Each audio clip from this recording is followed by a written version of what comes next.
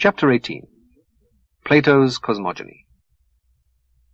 Plato's Cosmogony is set forth in the Timaeus, which was translated into Latin by Cicero, and was, in consequence, the only one of the dialogues that was known in the West in the Middle Ages. Both then and earlier in Neoplatonism it had more influence than anything else in Plato, which is curious, as it certainly contains more that is simply silly than is to be found in his other writings. As philosophy it is unimportant, but historically it was so influential that it must be considered in some detail. The place occupied by Socrates in the earlier dialogues is taken in the Timaeus by a Pythagorean, and the doctrines of that school are in the main adopted, including the view that number is the explanation of the world. There is first a summary of the first 5 books of the Republic, then the myth of Atlantis, which is said to have been an island off the Pillars of Hercules, larger than Libya and Asia put together. Then Timaeus, who is a Pythagorean astronomer, proceeds to tell the history of the world down to the creation of man.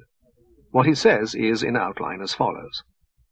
What is unchanging is apprehended by intelligence and reason. What is changing is apprehended by opinion. The world, being sensible, cannot be eternal, and must have been created by God. Since God is good, he made the world after the pattern of the eternal. Being without jealousy, he wanted everything as like himself as possible. God desired that all things should be good and nothing bad as far as possible. Finding the whole visible sphere not at rest, but moving in an irregular and disorderly fashion, out of disorder he brought order. Thus it appears that Plato's God, unlike the Jewish and Christian God, did not create the world out of nothing, but rearranged pre-existing material. He put intelligence in the soul, and the soul in the body.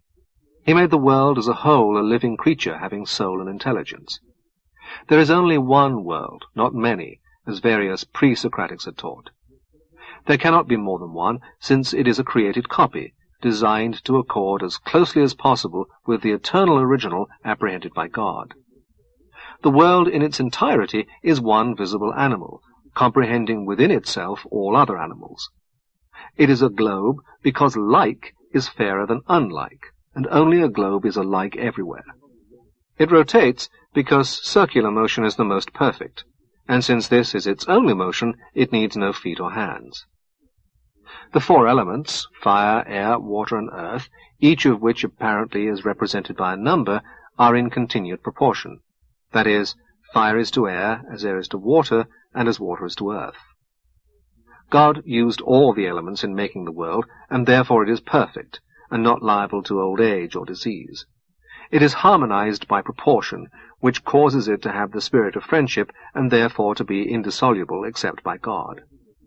God made first the soul, then the body. The soul is compounded of the indivisible unchangeable and the divisible changeable. It is a third and intermediate kind of essence. Here follows a Pythagorean account of the planets, leading to an explanation of the origin of time. When the Father and Creator saw the creature which he had made moving and living, the created image of the eternal gods, he rejoiced, and in his joy determined to make the copy still more like the original. And as this was eternal, he sought to make the universe eternal, so far as it might be. Now the nature of the ideal being was everlasting, but to bestow this attribute and its fullness upon a creature was impossible. Wherefore he resolved to have a moving image of eternity, and when he set in order the heaven, he made this image eternal, but moving according to number, while eternity itself rests in unity, and this image we call time. Footnote. Vaughan must have been reading this passage when he wrote the poem beginning, "I saw eternity the other night." End of footnote. Before this, there were no days or nights. Of the eternal essence we must not say that it was or will be, only is correct. It is implied that of the moving image of eternity, it is correct to say that it was and will be. Time and the heavens came into existence at the same instant. God made the sun so that animals could learn arithmetic. Without the succession of days and nights, one supposes, we should not have thought of numbers. The sight of day and night, months and years, has created knowledge of number, and given us the conception of time, and hence came philosophy. This is the greatest boon we owe to sight. There are, apart from the world as a whole, 4 kinds of animals. gods, birds, fishes, and land animals. The gods are mainly fire. The fixed stars are divine and eternal animals. The Creator told the gods that he could destroy them, but would not do so. He left it to them to make the mortal part of all the other animals, after he had made the immortal and divine part. This, like other passages about the gods in Plato, is perhaps not to be taken very seriously. At the beginning, Timaeus says he seeks only probability and cannot be sure. Many details are obviously imaginative and not meant literally. The Creator, Timaeus says, made one soul for each star. Souls have sensation, love, fear, and anger. If they overcome these, they live righteously, but if not, not. If a man lives well, he goes after death to live happily forever in his star. But if he lives badly, he will in the next life be a woman. If he or she persists in evil-doing, he or she will become a brute, and go on through transmigrations until at last reason conquers. God put some souls on earth, some on the moon, some on other planets and stars, and left it to the gods to fashion their bodies. There are two kinds of causes, those that are intelligent and those that, being moved by others, are in turn compelled to move others. The former are endowed with mind and are the workers of things fair and good, while the latter produce chance effects without order or design. Both sorts ought to be studied, for the creation is mixed, being made up of necessity and mind. It will be observed that necessity is not subject to God's power. Timaeus now proceeds to deal with the part contributed by necessity. Earth, air, fire, and water are not the first principles or letters or elements. They are not even syllables or first compounds. Fire, for instance, should not be called this, but such. That is to say, it is not a substance, but rather a state of substance. At this point the question is raised, are intelligible essences only names? The answer turns, we are told, on whether mind is or is not the same thing as true opinion. If it is not, knowledge must be knowledge of essences, and therefore essences cannot be mere names. Now, mind and true opinion certainly differ, for the one is implanted by instruction, the other by persuasion. One is accompanied by true reason, the other is not. All men share in true opinion, but mind is the attribute of the gods, and of a very few among men. This leads to a somewhat curious theory of space, as something intermediate between the world of essence and the world of transient sensible things. There is one kind of being which is always the same, uncreated and indestructible, never receiving anything into itself from without, nor itself going out to any other, but invisible and imperceptible by any sense, and of which the contemplation is granted to intelligence only. And there is another nature of the same name with it, and like to it, perceived by sense, created, always in motion, becoming in place and again vanishing out of place, which is apprehended by opinion and sense. And there is a third nature, which is space, and is eternal, and admits not of destruction, and provides a home for all created things, and is apprehended without the help of sense by a kind of spurious reason, and is hardly real, which we, beholding as in a dream, say of all existence that it must of necessity be in some place and occupy a space, but that what is neither in heaven nor on earth has no existence. This is a very difficult passage, which I do not pretend to understand at all fully. The theory expressed must, I think, have risen from reflection on geometry, which appeared to be a matter of pure reason, like arithmetic, and yet had to do with space, which was an aspect of the sensible world. In general, it is fanciful to find analogies with later philosophers, but I cannot help thinking that Kant must have liked this view of space as one having an affinity with his own. The true elements of the material world, Timaeus says, are not earth, air, fire, and water, but two sorts of right-angled triangles, the one which is half a square, and the one which is half an equilateral triangle. Originally, everything was in confusion, and the various elements had different places before they were arranged so as to form the universe. But then God fashioned them by form and number, and made them as far as possible the fairest and best, out of things which were not fair and good. The above two sorts of triangles, we are told, are the most beautiful forms, and therefore God used them in constructing matter.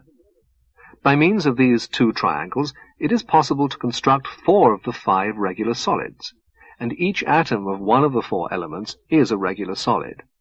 Atoms of earth are cubes, of fire, tetrahedra, of air, octahedra, and of water, icosahedra. I shall come to the dodecahedron presently. The theory of the regular solids, which is set forth in the 13th book of Euclid, was in Plato's day a recent discovery. It was completed by Theaetetus, who appears as a very young man in the dialogue that bears his name. It was, according to tradition, he who first proved that there are only 5 kinds of regular solids, and discovered the octahedron and the icosahedron. The regular tetrahedron, octahedron, and icosahedron have equilateral triangles for their faces. The dodecahedron has regular pentagons, and cannot therefore be constructed out of Plato's 2 triangles. For this reason, he does not use it in connection with the 4 elements. As for the dodecahedron, Plato says only, "There was yet a 5th combination which God used in the delineation of the universe." This is obscure, and suggests that the universe is a dodecahedron, but elsewhere it is said to be a sphere. The pentagram has always been prominent in magic, and apparently owes this position to the Pythagoreans, who called it health, and used it as a symbol of recognition of members of the Brotherhood. It seems that it owed its properties to the fact that the dodecahedron has pentagons for its faces, and is in some sense a symbol of the universe. This topic is attractive, but it is difficult to ascertain much that is definite about it. After a discussion of sensation, Timaeus proceeds to explain the 2 souls in man, one immortal, the other mortal, one created by God, the other by the gods. The mortal soul is subject to terrible and irresistible affections. First of all, pleasure, the greatest incitement to evil, then pain, which deters from good, also rashness and fear, 2 foolish counselors, anger, hard to be appeased, and hope, easily led astray. These they, the gods, mingled with irrational sense, and with all-daring love according to necessary laws, and so framed men. The immortal soul is in the head, the mortal in the breast. There is some curious physiology, as that the purpose of the intestines is to prevent gluttony by keeping the food in, and then there is another account of transmigration. Cowardly or unrighteous men will in the next life be women. Innocent, light-minded men who think that astronomy can be learnt by looking at the stars without knowledge of mathematics will become birds. Those who have no philosophy will become wild land animals. The very stupidest will become fishes. The last paragraph of the dialogue sums it up. We may now say that our discourse about the nature of the universe has an end. The world has received animals, mortal and immortal, and is fulfilled with them, and has become a visible animal containing the visible. The sensible God, who is the image of the intellectual, the greatest, best, fairest, most perfect, the one, only begotten heaven. It is difficult to know what to take seriously in the Timaeus, and what to regard as play of fancy. I think the account of the creation as bringing order out of chaos is to be taken quite seriously. So also is the proportion between the 4 elements, and their relation to the regular solids and their constituent triangles. The accounts of time and space are obviously what Plato believes, and so is the view of the created world as a copy of an eternal archetype.